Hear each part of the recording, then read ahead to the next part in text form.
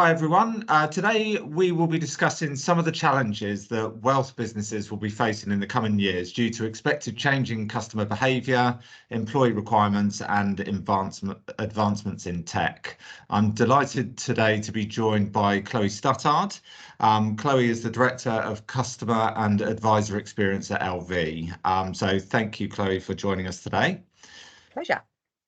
Just to give a bit of kind of rationale as to why we're talking about this. So shortly, Simplify Consulting will be publishing a blog covering some of the themes that we're talking about today. And to help our understanding perhaps of some of the business perspectives on some of these things, I wanted to ask you a few questions. So my first one is, where do you think the wealth industry, kind of focusing perhaps on wealth operations, will need to be in the next, let's say, 5 to 10 years, perhaps to satisfy the changing customer needs that we envisage happening over that period of time?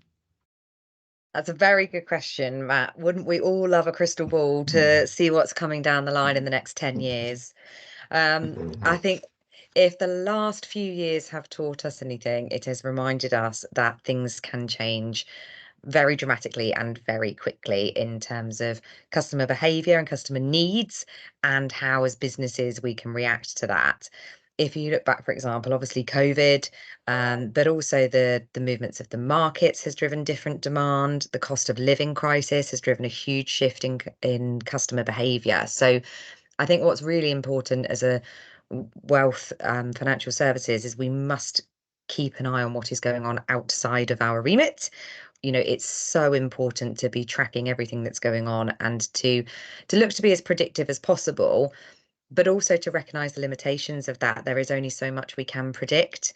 And I think that the key thing from a business perspective is to be able to be agile. So we need to be looking at what's going on externally, what's going on internally, being really proactive with things like data analysis to identify emerging trends in customer behavior rather than being reactive once we've already seen spikes in things.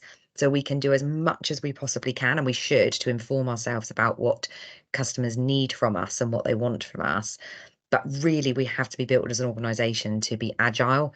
And that means coping with changes in the ways customers want to interact with us. So their channels of choice may change, changing expectations in their things like their speed of demand. You know, we know people want things quicker than ever now. We live in a world where everything is instant, and financial services hasn't always kept up with that, or even demand across different product types.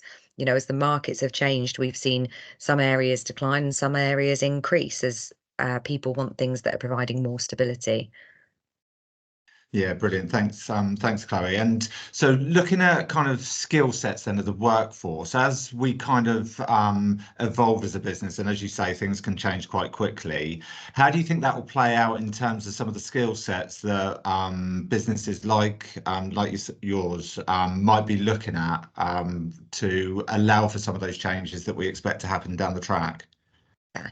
I think one thing we've seen as a constant through all the changes over the last several years is that customers do still want human contact at some points in their journeys, and that they really do value high quality human interactions. So I think we will always have a need for great interpersonal skills from a, employee skill set perspective. We will always need people who have skills like empathy, problem solving skills, who are great communicators. All of those skills will always stand the test of time. I think in terms of other changing skills, we talk a lot about AI in the industry at the moment and tech and data. And I have been known to say repeatedly that shouldn't just be reserved for the people who work in those specialist teams. You know, we need people across our organization to have skills and to at least have basic understanding of the tech and the AI and the data world and how those models work, what the opportunities are, how the systems are working that they're interacting with. So I think that's really key. And, as we use tech more to perhaps automate or AI to drive efficiencies through processing, we may see a decline in the need for simple admin processing. Yeah. But like I say, the humans that are currently doing that will be much better adding value through proper personal conversations.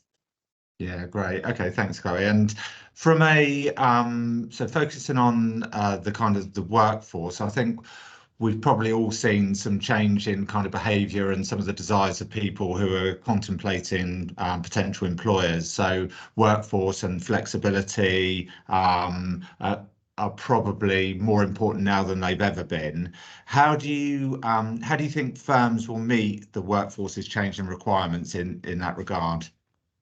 I think part of, like you said, touches on flexibility and hybrid models.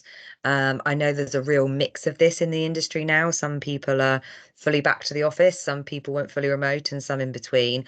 For me, there's a real place for hybrid working. I think it allows you to offer a balance of flexibility for people, um, but it is important to manage employees' wants and needs as well as business need and demand, and that can vary hugely role by role.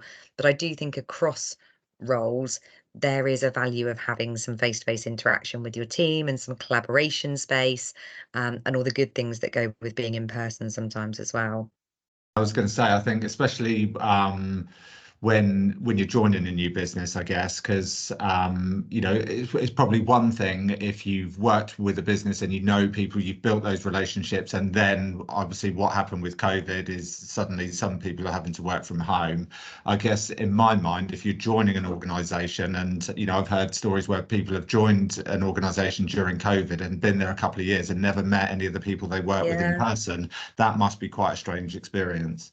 Yeah, definitely. And we all know how important culture is. And I think that's speaking to some others, why people have brought people back into the office. And certainly for us, I think it's an important part of culture that you are around your peers sometimes.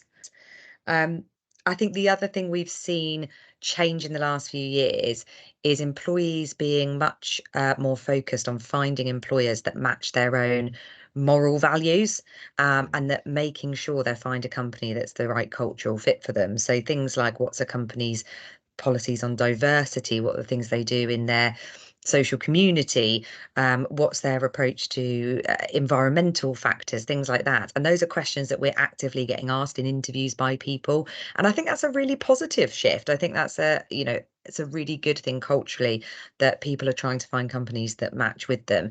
But employers do need to be open to that, and aware that it is something that is really driving people's decisions when they're Yeah, job definitely. making, job hunting.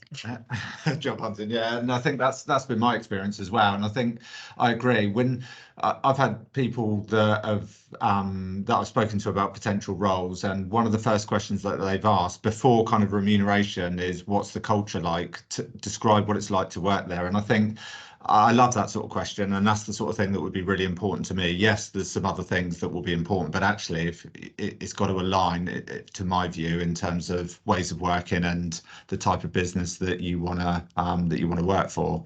Absolutely. So finally, then, Chloe, and this is it's quite an all-encompassing one, but I guess how do you think businesses will balance the needs of various elements? And I'm thinking kind of customer, the business, and within that I include regulation, its employees, and then the utilization of tech as it advances. How do you balance all of those kind of elements, if you like, when you're deciding key things as a business? I think this is really what we've been doing for a long time, although some of the factors have changed, like employees and customers' expectations and how tech is used. We have been used to balancing all those different things for quite some time across financial services. There is absolutely growing pressure on regulation and consumer duty and things for the right reasons. The pressure on firms to do well from a regulatory perspective has increased in recent years, which is a good thing, but you do need to maintain that balance. I think for me, um, bringing colleagues on the journey is key. As you are balancing anything, it's important that people understand when you've got multiple priorities, why are they priorities? What does it mean to me? And removing this fear of change that I think exists with some people when we talk about AI and we talk about tech and we talk about the future. It's really about getting people engaged with all of the different parts, and just understanding what they mean to them. From a business perspective, you obviously do have to sometimes make priority calls. All of the things you've listed are your top priorities, of course. And it's about having sensible discussions. What are the right things to focus on and in the right way? And one doesn't have to cancel out the other. So, for example, an employee experience isn't against, focusing on the business regulation. They can absolutely work hand in hand. You just need to work out how to get that engagement. Yeah, brilliant. Okay, fantastic. Thank you very much, Chloe. Really insightful. Thanks very much for sharing your views. Really appreciate it. Thank you.